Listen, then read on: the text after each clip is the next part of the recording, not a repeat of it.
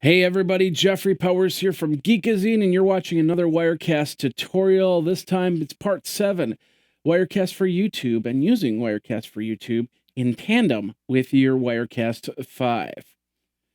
All right, hey everybody, Jeffrey Powers here from Geekazine. Think magazine, put in a geek. You've got Geekazine, geekazine@gmail.com, Twitter handles Geekazine, and of course I use the hashtag GeekOut. Today we're going to be taking, because, I want to hear from you. I want to hear what you're talking about Wirecast. And I actually did get somebody that asked me the question, what about this Wirecast for YouTube? Is it something that I can use? Because they're debating, it's $500 to just put lower thirds onto a Google Hangout.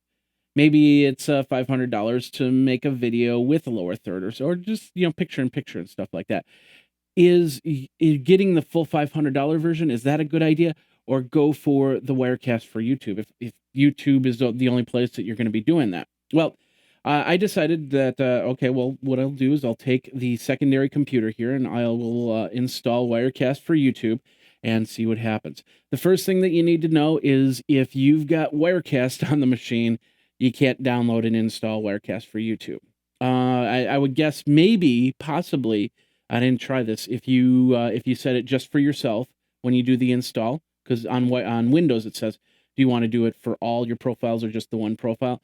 I bet you if you say just one profile and then you log in another profile, you might be able to install another version of Wirecast. I'm not 100% sure. I just thought, that might be a possibility there. So, but anyway, I uninstalled the regular Wirecast 5.0.3 for the YouTube Wirecast. It's also 5.0.3, so they work in tandem, but there's just a little different code in there that basically says, okay, you're YouTube, you're not the full version there. So, but anyway, I went in there and I checked it out, and I found some really cool stuff. I found a couple tweaks, though.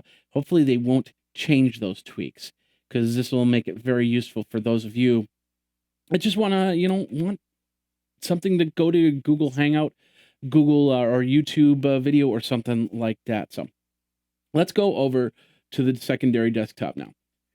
All right, so we're on the secondary desktop. I've installed Wirecast for YouTube. As you can see right here, it says Wirecast for YouTube, so you'll know that this is not your full version. Everything looks pretty much the same. You have your layers, you have your shots, and a whole bunch more. You can go into your preferences, your general performance, licenses, software updates. Licenses, it basically, I would guess if I put in my regular license here, it would, I don't know, maybe it will say you might need to install the regular version of Wirecast, but maybe it'll just give you all the full features and go from there. So, software updates and advanced and stuff like that. So, everything looks the same. Here's the main things, and this is the absolutely free version of Wirecast for YouTube. And there are things that you cannot do on Wirecast for YouTube. The first one is this right here.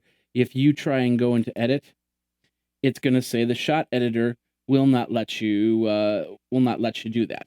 So you'll have to actually either purchase a license or just use the demo. If you say start demo, what it does is it's just like a unregistered copy of Wirecast. You bring up a screen and it'll put up, as you can see, there's the Wirecast bug on there. So, but the cool thing is you can set up layers.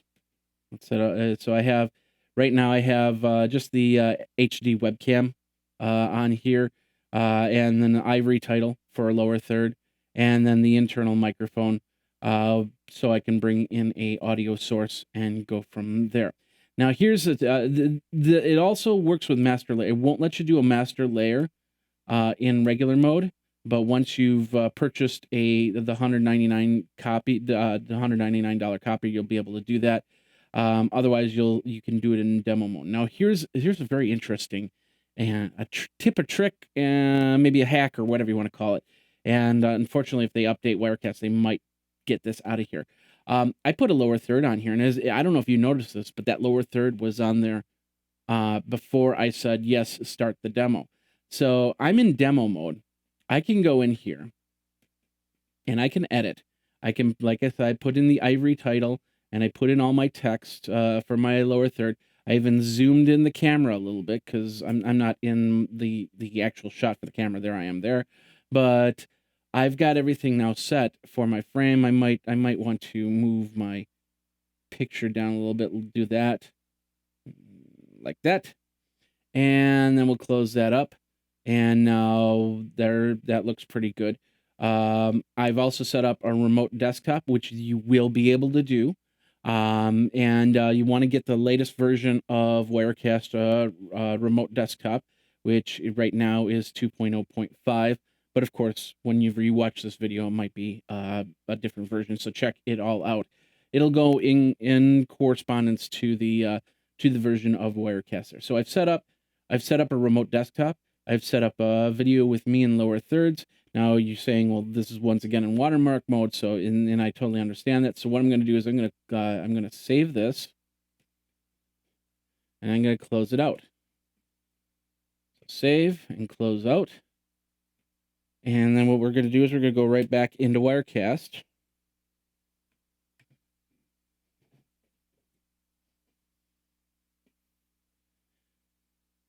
Now we're out of the demo mode, so you won't see watermark bugs, but watch this. There's my video. I've just set it. It's all set up to where I wanted it to be. Of course, the camera not too good. I'll need some third-party camera software to do the adjustments there. But I've got a lower third.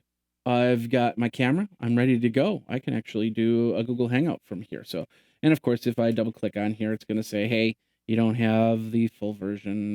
You got to go to demo. And once again, the same thing if you do layers. You can't do master layers, so you got to create one full layer and then push it all out as a scene there. So we've got the stream option, we've got the record option. So I could set it up to record to disk, and I could set it up for YouTube. Now, I thought I authenticated it, but it looks like it unauthenticated it for me in YouTube. But once I hit this authenticate, it'll go to a web page. That web page will ask me to say if I want this to connect up. I'll say yes, and then go from there. And then I'll be able to do one of two things. I'll be either be able to hit the stream button for my YouTube channel, or I'll be able to go output to Google Hangouts and hit start. Well, of course, change the quality, what size Google Hangout screen you want, and then hit start. And then once you do that, you'll call up Google Hangouts, and you can start a Hangout, and it'll use that video. In fact, we'll do that really quick. Hit start. I'll call this back up. We'll go to my plus page, plus.google.com. We'll say Hangouts. And we'll see how this works because I didn't close out of Google. Sometimes it gets really finicky if I don't do this. So let's see, start a Hangout on air. Give it a name. We're going to say test. I'm going to remove all the people because I don't want this to be a public test here. So, and we'll say now, and we'll say share. Oops. I'll just use my alter ego right there, and I'll hit share. And of course, it's going to create the Hangout. And in the settings, I should be able to go in, hit the start button, and then I'll be able to. Oh no, it set it up in the setting right there. So there we go. I'm using YouTube, and we're going to skip that. I'm using Wirecast for YouTube, and I'll bring myself up in the main screen. Wirecast for YouTube to bring in this video, and it looked like it switched it back. We'll just double check here. Maybe it's just trying to figure things out. Yeah, there we go. Wirecast virtual camera. If it doesn't show up that way, all you have to do is go into your settings and then say Wirecast virtual camera and say save. And there you are. And now I could do a Hangout through Wirecast for YouTube. And it's got lower third and it looks pretty darn good. Well, the camera's the camera. And if you want a better camera, you buy a better camera, like a Logitech 920 or something like that. So, but basically this is the Hangout right here. And we could start a broadcast so we could record this, or we could just do a regular Hangout. So we're going to close this up. And we're going to close this up because we're done with that. So basically, I'm now used the secondary machine for doing a Hangout. And the best part is I can then go to the remote desktop here, which is this remote desktop that I'm on right now. But I also have this set up to go into the other remote, my other machine. So now here I am on this machine right here as opposed to this machine. And it's really funny because when I did this, I went here and I said, and it shows up with my MacBook. But when I choose the MacBook, it gets all weird. So I actually had to set up a remote desktop presenter shot, put in the IP address from this machine, and then it showed up and went from there. So that was a small little bug with Wirecast for YouTube. But the bottom line is I can do a remote presentation. I could definitely have a web page up here, and then I could switch back and forth between me talking, say, come to this web page right here, and poof, there it is, and then come back. Now, by doing this, as you can see, there is a bit of a lag. So you're watching me talk right here on this lower, right here. And at times, it might line up, but at other times, it might start to fall. Here, a case in point, I'll switch back here, and you'll see me talking. I'm going to do this. I'm going to go 1, 2, 3, 4, 5. And you see that up in the corner there, right here, where it shows the repeat of me. So I'll do that again. 1, 2, 3, 4, 5. And as you can see, it'll slow and or get faster, get slower. It's all about the frame rate on that. But you can definitely bring that in and switch back and forth on computers. So if you don't mind the lag, then you should be able to do this without a problem. So it's really cool options to go back and forth. Now, keep in mind, Wirecast gives you an option to actually put Wirecast on 2 machines. So your license will work on 2. I could put license on here, put the license on here. Can't put it on a 3rd machine. I have to deactivate one of them before I can do that. But if let's say you've got 2 machines already set up and you don't want to tax the main machine. Maybe you want to send it to the Wirecast for YouTube. Have the Wirecast for YouTube push it out. Now, it works. It doesn't work. Like I said, there's a little bit of a lag, but if somebody's watching it, they're already watching it with a 20 to 30 second delay to begin with. So a little bit more of a lag is not going to make much of a difference. Frame rate might become a problem, especially if you get very intense on here. So the best thing to do is for the Wirecast for YouTube, keep it as simple as possible.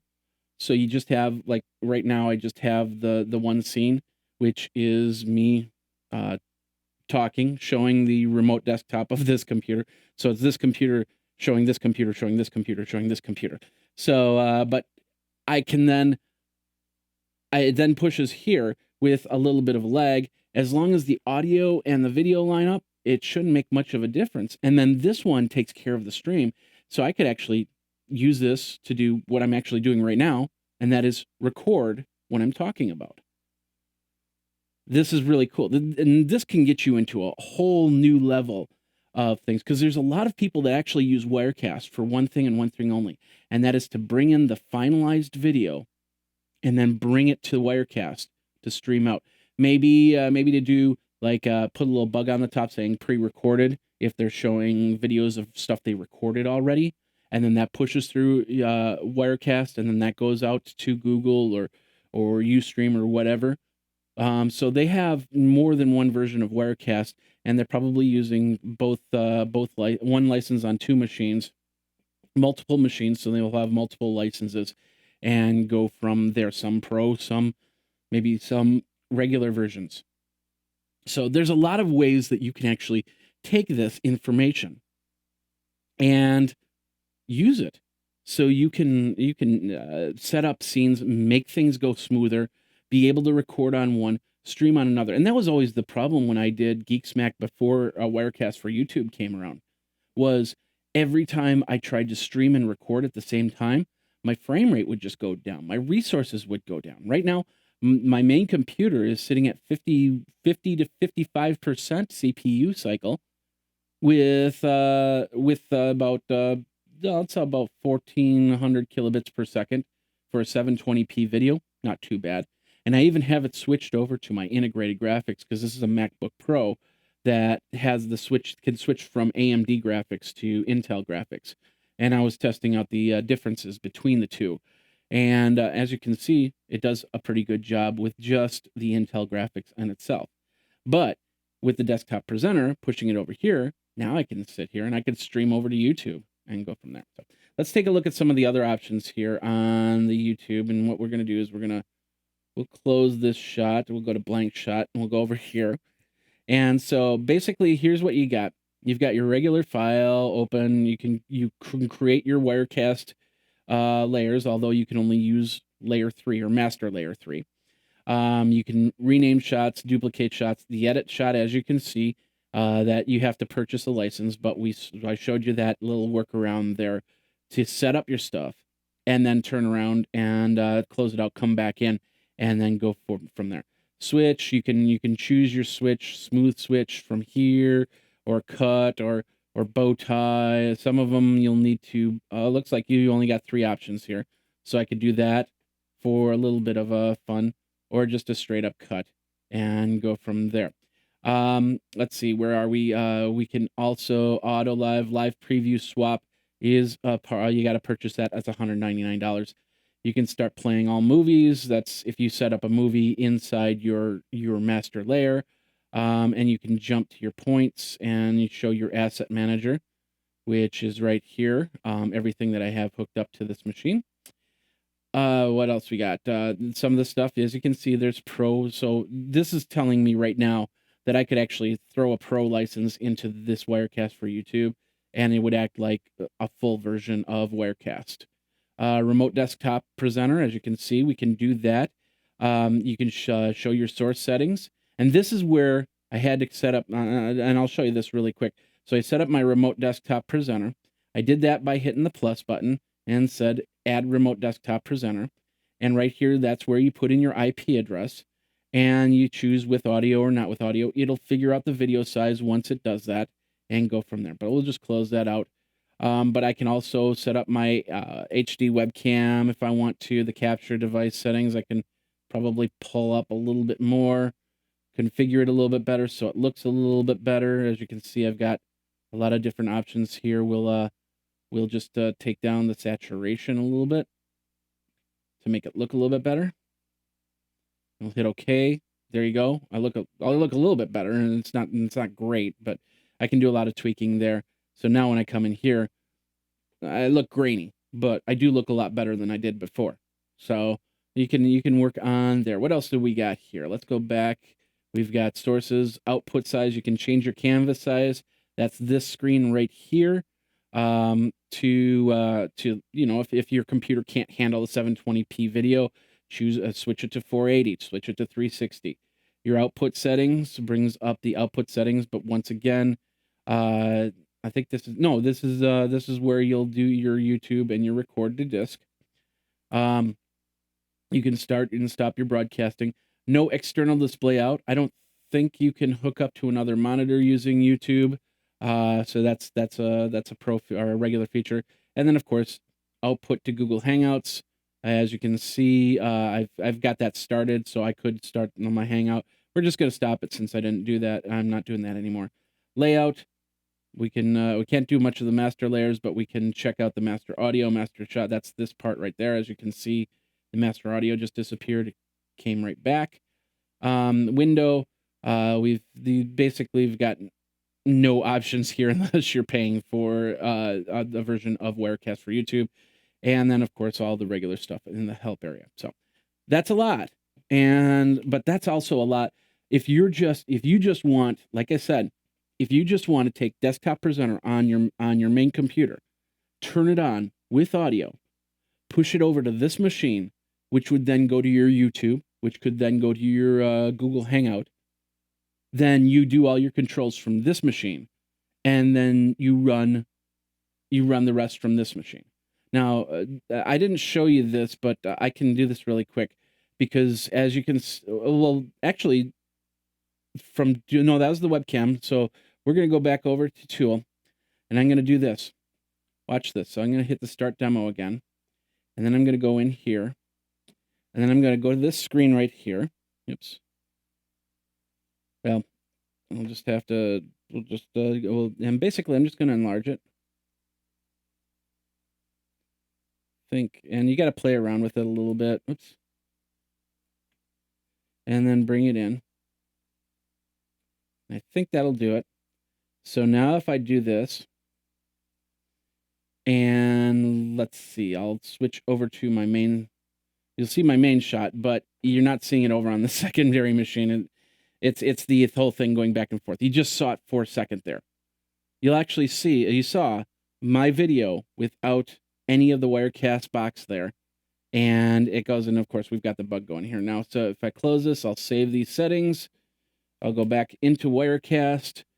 That little program, by the way, that's called Launchy. It's a special program where you don't have to go to the search. It's a great little program to have. So I'll go back here, and as you can see, it's gonna go here. But if I do this, watch this. So we'll do this again. I'll do it with the lower third, so you can see. Here's me with the lower third. We're gonna switch back to Tool, and then we'll have a 1 second delay. You'll see my video right there, and go back and forth. So so basically it'll actually be recording this video right here, this part right here, and that'll go straight to the stream. And that's pretty cool, because now, like I said, you're not taxing one machine to do multiple things. And you can let this machine go off to Google Hangouts, go off to YouTube, do its stream thing. This one can record, so you can have two machines, and you're not going to get any skips, and you'll get the best frame rate possible too. Right now, let's see. Well, I'm not streaming right now, but I can hit the record button. We'll hit the record button here, which I haven't set up. We'll say okay, hit record there. Now, my CPU, it's starting out, so it's pretty high up, but my frame rate's doing good. My memory's doing good. And of course, I haven't really set up all the settings for the record. It might be recording at a full 1080p right now. So, and as you can see, it's me recording me, recording me, recording me, recording me, recording me, recording me.